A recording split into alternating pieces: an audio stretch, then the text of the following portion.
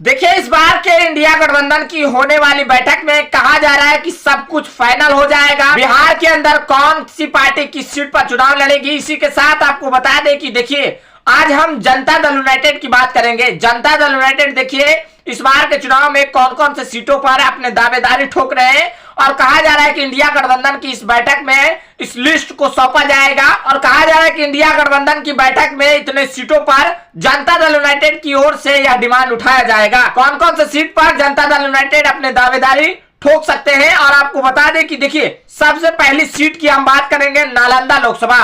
नालंदा लोकसभा पर जनता दल यूनाइटेड का जबरदस्त पकड़ है और कहा जा रहा है कि इस सीट पर सबसे पहले ताल जनता दल यूनाइटेड ठोकेंगे और कहा जा रहा है कि इस सीट से जनता दल यूनाइटेड के प्रत्याशी ही चुनावी मैदान में होंगे।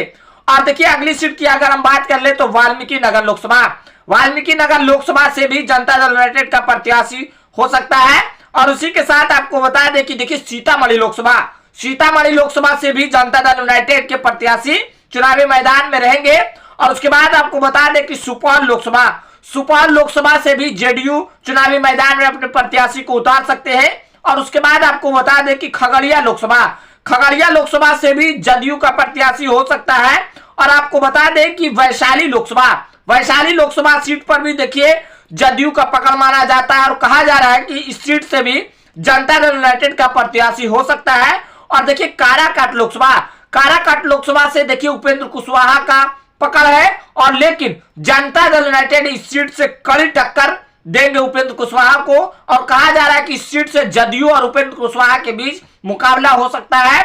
और उसके बाद आपको बता दें कि गया लोकसभा, गया लोकसभा से भी देखिए जदयू कड़ी टक्कर देंगे। और देखिए, आपको बता दें कि गया लोकसभा में भी जदयू के प्रत्याशी हो सकते हैं क्योंकि जबरदस्त पकड़ बनाया जाता है गया लोकसभा में। और उसके बाद आपको बता दें कि दरभंगा लोकसभा, दरभंगा लोकसभा में भी अच्छा खासा पकड़ है जनता दल यूनाइटेड का और इस सीट से जदयू का ही प्रत्याशी हो सकता है। और उसके बाद आपको बता दें कि समस्तीपुर लोकसभा, समस्तीपुर लोकसभा सीट पर भी देखिए जदयू के प्रत्याशी हो सकते हैं क्योंकि इस सीट पर जदयू का अच्छा खासा पकड़ है। और उसके बाद आपको बता दें कि झंझारपुर लोकसभा, झंझारपुर लोकसभा सीट पर भी देखिए जनता दल यूनाइटेड के प्रत्याशी हो सकते हैं। और उसके बाद आपको बता दें कि देखिए मुंगेर लोकसभा, मुंगेर लोकसभा सीट से भी जदयू के प्रत्याशी हो सकते हैं।